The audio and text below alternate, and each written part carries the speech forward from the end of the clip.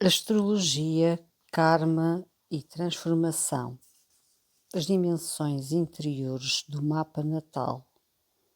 Um livro de Stefan Arroyo. Introdução. É possível conhecer o mundo inteiro sem andar a correr de um lado para o outro. É possível ver o caminho do céu sem olhar pela janela. Quanto mais se avança, menos se sabe. Lao Tzu. Desde que comecei a estudar astrologia, tema pelo qual principiei a interessar-me durante um período de grandes transformações pessoais e ao qual se seguiu uma imersão profunda nas obras de Carl Gustav Jung, soube que há mais na astrologia do que a maior parte dos livros sobre esta matéria apresenta. Por outras palavras, sempre tive a consciência intuitiva de que por trás dos símbolos e da linguagem arcaica da astrologia existia um vasto mundo de sabedoria potencial, de mais profunda compreensão das autênticas leis da vida, de revelações que podem conduzir um estudante aplicado a um entendimento mais perfeito das dimensões espirituais da experiência. Por isso, quando comecei a devorar, um após outro, livros sobre astrologia, dei imediatamente comigo à procura dos mais profundos significados dos símbolos, do significado oculto dessa linguagem cósmica que me parecia encerrar uma grande força, propícia ao desenvolvimento espiritual e à elevação da consciência. À medida que continuava os meus estudos, tornava-se cada vez mais claro para mim que a astrologia trabalha com níveis de consciência psicológica e dimensões de experiência para lá da compreensão do espírito lógico terreno. Tornou-se evidente que só o mais elevado espírito intuitivo, aquilo a que podemos chamar o olho da alma, poderia verdadeiramente entender a astrologia em todas as suas profundas ramificações, em todo o seu significado, e ano após ano, descobri que uma pessoa pode realmente apurar a intuição através da meditação, da prática constante e da abertura de espírito, a ponto de imediatamente ser capaz de sentir a realidade essencial que os autores tentam explicar verbalmente em tantos livros. Nos meus primeiros estudos, todavia, embora encarasse a astrologia sem o ceticismo que muitas pessoas na cultura ocidental têm de vencer em idênticas circunstâncias, fiquei rápida e profundamente desapontado com a qualidade de pensamento, análise, objetividade e consciência espiritual demonstrada nas obras da maior parte dos astrólogos antigos e modernos.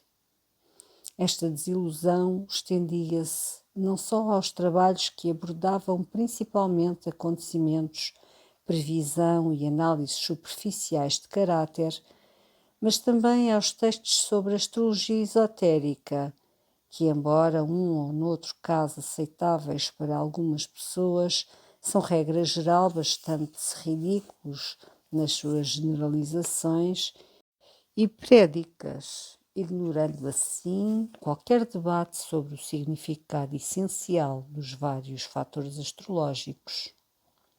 Felizmente depressa me embrenhei nas obras de Dan Rudyard e em estudos aprofundados sobre yoga, cura, religiões orientais e também em dissertações e escritos de muitos mestres espirituais, além das incomparáveis investigações científicas de Jung que continuei a estudar durante muitos anos. Todo este trabalho, combinado com as minhas percepções cada vez mais claras nos domínios da energia, com um demorado estudo de centenas de sonhos extremamente intuitivos e com uma síntese intuitiva das muitas dimensões da vida, em torno de um ideal espiritual central, acabaram por me permitir elaborar um método de compreensão e de aplicação da astrologia que agora domino bastante bem. Não quero com isto dizer que criei um sistema fechado de interpretação astrológica. Pelo contrário, tais concepções tão perfeitas depressa se tornam rígidas e irrelevantes, e foi este género de sistema que achei tão intoleravelmente limitativo. Quero apenas dizer que estou agora convencido de que a direção que sigo nos meus estudos e nas consultas que dou é a direção correta para o meu próprio desenvolvimento e, na verdade, muito mais útil e construtiva para os meus consulentes e estudantes do que o sortido de teorias e presunções por comprovar que integram grande parte da astrologia tradicional, orientada para os acontecimentos ou esotérica. As falsidades e generalizações abusivas que se encontram em tantos livros de astrologia são profundamente destrutivas quando aplicadas em situações individuais, sem aperfeiçoamento ou ajustamento inteligente ao nível de consciência psicológica da pessoa. E são extremamente ridículas quando se descobre que até uma verificação apressada de tais afirmações, feita com seriedade e sem autoilusão, pode demonstrar na prática a sua total irrelevância para a experiência da vida real, na maior parte dos casos. Talvez tenha interesse saber que, quando comecei os meus estudos astrológicos, ocorriam os seguintes trânsitos: Saturno em conjunção com o ascendente natal, Netuno formando aspecto com Vênus e Plutão e Urano em Virgem, formando aspecto quase perfeito com Urano natal. Todos eles aspectos, oposições chamados difíceis. Faço esta referência para mostrar que, para mim, a astrologia envolve uma carreira a tempo inteiro e um modo de pensar e de perseguir a verdade, mas também foi e continua a ser um instrumento para aperfeiçoar a minha própria natureza e me inspirar na conquista de níveis mais elevados da experiência imediata. Este livro é o resultado das ideias que reuni enquanto investigava os princípios unificadores da vida e os profundos significados da astrologia. Incluí uma grande variedade de temas que eu tinha dificuldade em compreender a partir dos livros tradicionais no decurso dos meus próprios estudos, ou que não são adequadamente tratados em qualquer outra obra.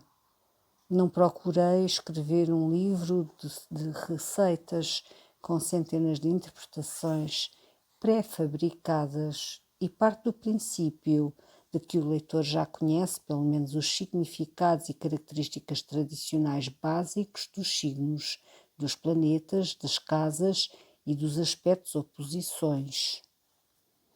Nesta obra pretendo, em primeiro lugar, esclarecer algumas dimensões da astrologia. Existem muitos níveis de interpretação astrológica. Aquilo que uma literatura astrológica mais tem negligenciado são os significados profundos, as dimensões ocultas e o nível experimental de interpretação orientado para o desenvolvimento. Para os que se satisfazem em fórmulas de previsão, com conceitos arcaicos e com análises simplistas de caráter, este livro não terá interesse. Os que o considerarão útil e informativo são os que continuam a fazer perguntas como estas: como funciona realmente a astrologia? Por que motivo determinada pessoa nasceu com certos aspectos no horóscopo natal? Qual o objetivo deste período aparentemente difícil?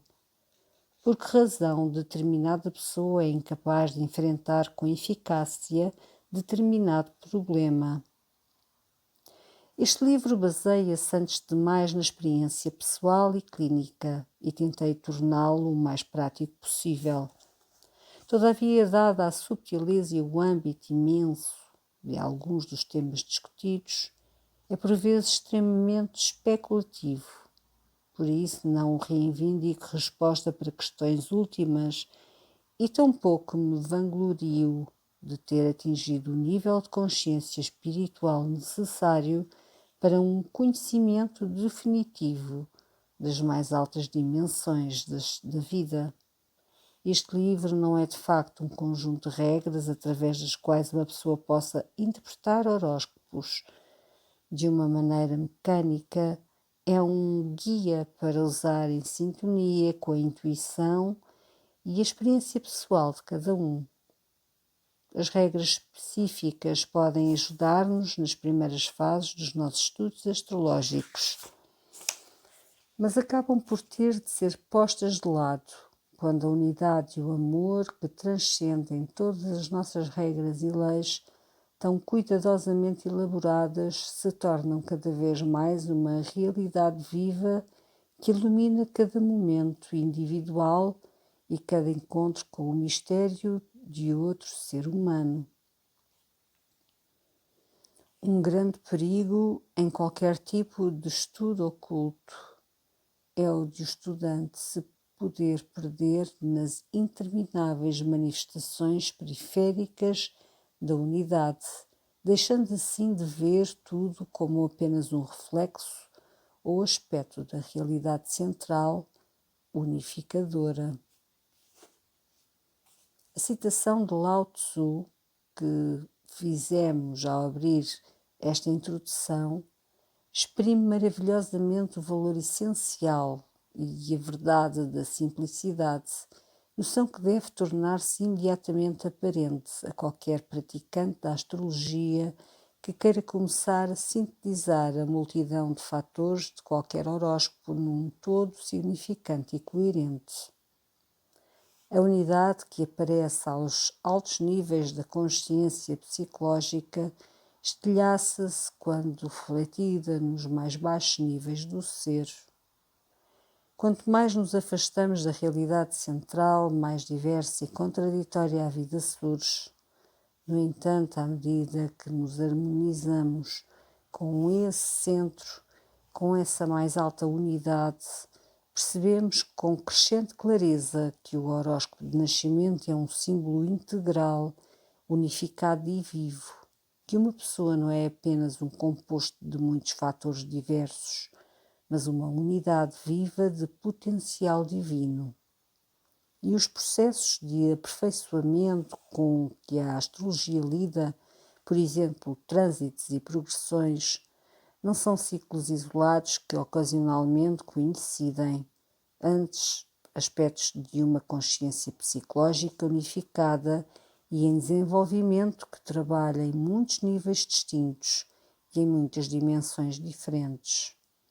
Creio por isso que um estudante ou praticante de astrologia, se dedicar antes do mais à utilização destes conhecimentos como uma arte incisiva, útil e individualizada, não precisa de se preocupar com as diferentes técnicas de previsão ou interpretação que agora brotam de quase todas as publicações astrológicas.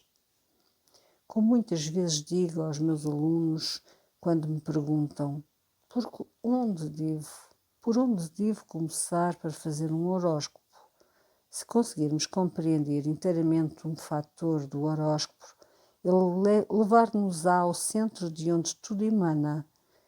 Por outras palavras, comecem simplesmente a falar daquilo que compreendem, relacionem-no com a experiência pessoal e a compreensão do indivíduo e depois deixem que as coisas se encadeiem por si próprias.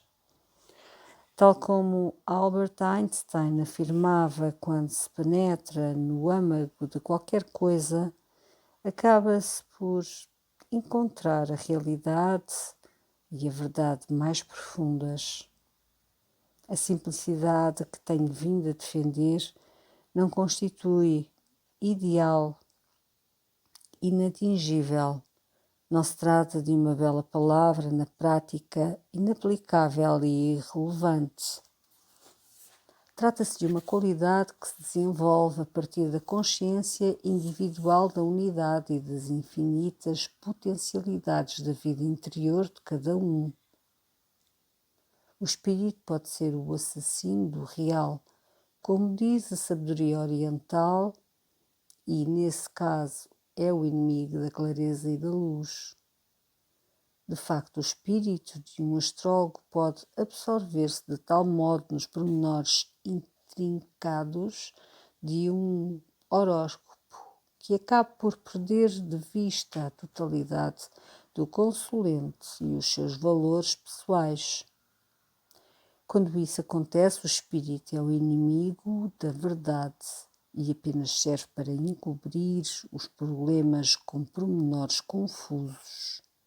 O consulente pode sentir-se melhor durante algum tempo, visto que o seu cérebro foi levado a pensar em algumas coisas novas. Mas durante quanto tempo durará esse alívio? Antes que a pessoa se veja de novo confrontada com a necessidade de enfrentar a situação de uma maneira concentrada e profunda. O espírito, contudo, pode também servir como instrumento aperfeiçoado da personalidade, caso que ajuda a iluminar a insondável realidade da vida e do destino individual. A qualidade qualquer de algo astrológico depende, acima de tudo, da pureza do espírito, da profundidade da concentração e dos ideais da vida próprios do conselheiro.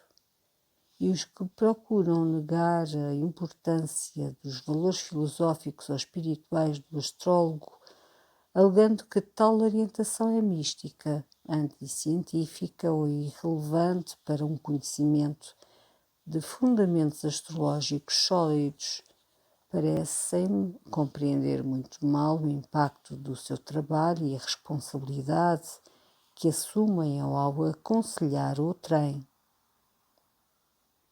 O caos aparente de alguns círculos astrológicos modernos e a confusão que por vezes se apossa do espírito de novos estudantes de astrologia só podem ser eliminados se reconhecermos a supremacia das atitudes filosóficas e espirituais subjacentes ao nosso trabalho. É o que o Dr. Kenneth Negus escreve num excelente artigo. A astrologia, na sua mais válida expressão, não se preocupa apenas com a matéria e a energia que constituem os primeiros objetos das ciências. Só uma perspectiva filosófica superior pode enfrentar adequadamente as supremas forças formativas que fazem do nosso mundo e das suas imediações um cosmos. Esta é uma das mais profundas verdades astrológicas e não é científica. Temos de reconhecer uma hierarquia do conhecimento no seio da própria astrologia. Isto significa que os níveis filosóficos e humanísticos do conhecimento astrológico não devem ser apenas ingredientes essenciais dos estudos astrológicos, mas possuir uma superioridade transcendente. Ao incitar o leitor na busca desta totalidade e simplicidade, não me sinto obviamente muito capaz de dizer aqui o que é verdadeiro e o que é falso. A própria natureza deste livro exige, contudo, que utilize a minha compreensão e os meus valores para sugerir possíveis significados ou para distinguir entre vários fatores. Nesta obra tentei fundamentalmente revelar a simplicidade global da astrologia, falando muitas vezes daquilo a que chamo os temas de um horóscopo. Esta perspectiva da astrologia tem sido explorada por muitos astrólogos. O Dr. Zipporah Dobbins refere-se repetidamente às 12 letras do alfabeto astrológico, às quais todos os fatores do horóscopo podem ser reduzidos. Richard Edman fala dos variados diálogos entre estes fatores essenciais integrando planetas, signos e casas num todo coerente. Eu uso muitas vezes o termo intercâmbio para descrever qualquer das possíveis interações entre os 12 princípios astrológicos essenciais. Creio que qualquer estudante de astrologia pode beneficiar desta perspectiva, um modo de ver os fatores do horóscopo que, se for levado à sua conclusão lógica, transcende por completo o nível de interpretação que classifica tudo como bom, mau ou favorável, desfavorável. A globalidade de que falo foi maravilhosamente exemplificada neste livro pelas mandalas de cada um dos 12 signos do zodíaco, desenhadas por Pássia Reinel. Uma mandala é um símbolo perfeito de unidade e forma concentrada, e muitos astrólogos defendem, evidentemente, o estudo do horóscopo de nascimento a partir da mandala individual da pessoa. Existem mandalas antigas, zodiacais, árabes, hebraicas, indianas, babilónicas, gregas, romanas, tibetanas, sumérias e das culturas cristãs europeias.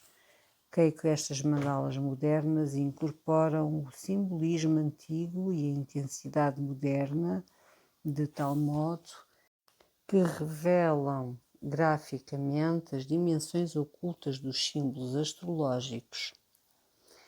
É tempo de modernizar a astrologia, quer em teoria, quer na interpretação prática. E a arte de Pássia Reinel reflete esta tendência para uma modernização que se impõe. Por fim, devo salientar que um livro como este, que trata de questões como o karma, a reencarnação e a autotransformação, se baseia necessariamente em presunções que contradizem por completo muitas das premissas não expressas subjacentes ao senso comum e à maior parte dos tipos de interpretação astrológica. Isto acontece porque quando se encaram a reencarnação e o karma como factos de vida e se baseia a autotransformação no ideal espiritual, todos os tradicionais rótulos, significados e interpretações da astrologia orientada para o acontecimento se subvertem. Quando se opta por esta perspectiva mais englobante, firmada na aceitação de uma realidade mais elevada do que aquela que os nossos sentidos físicos percebem, vê-se que a maior parte das soluções importantes não provém do mundo exterior, mas de dentro de nós. Em vez de nos debruçarmos sobre a facilidade ou conforto que experimentamos numa certa situação ou período, penetramos nas lições e no potencial de desenvolvimento inerente a todas as experiências difíceis e submetemos-nos às experiências fáceis sem esforço, sem perder o equilíbrio ou sem nos supervalorizarmos.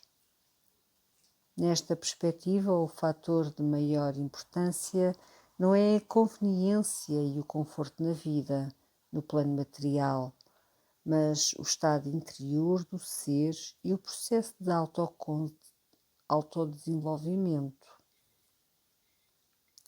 Por exemplo, se uma pessoa nasceu com Vênus em quadratura com a Lua, Netuno, Urano ou Saturno, não é particularmente importante o facto de essa pessoa ter determinado grau de problemas no amor ou nas relações. O importante é saber o que essa experiência significa no âmbito mais vasto do nosso desenvolvimento consciente, o que pode ensinar-nos e que objetivo tem. Neste livro, portanto, tentei indicar ao leitor a direção da compreensão do horóscopo de nascimento, dos trânsitos, das progressões e da comparação dos fatores do horóscopo a um nível de profundidade que suscitará um desejemo-lo despertar interior para as necessidades, as potencialidades e os objetivos pessoais. Não é tarefa fácil porque a vida é um processo que desenrola em múltiplos níveis, embora se possa saber com alguma certeza que determinado trânsito, por exemplo, se manifestará à superfície de uma maneira que a maior parte das pessoas reconhecerá e à qual reagirá, existe muitas vezes, simultaneamente, um significado mais profundo para esse período, um acontecimento na vida ou uma alteração na consciência que podem ter muitas ramificações a longo prazo. É dever do astrólogo e o mais difícil dos desafios que enfrenta esclarecer esse significado ao consulente e ajudá-lo a centrar a sua atenção no processo essencial que decorre e não apenas nas alterações superficiais. Como Jung salientou muitas vezes nos seus escritos, aquilo com que não estamos conscientemente em contacto aparece-nos como destino. Parece acontecer-nos e assim não nos responsabilizamos por isso, nem reconhecemos o nosso papel na sua manifestação. Quanto mais uma pessoa está conscientemente em contacto com a sua vida interior, mais a astrologia oferece, não surpresas sensacionais ou um modo de manipular o destino, mas um meio de clarificar as fases de desenvolvimento que devemos vencer e utilizar como oportunidades para a autotransformação.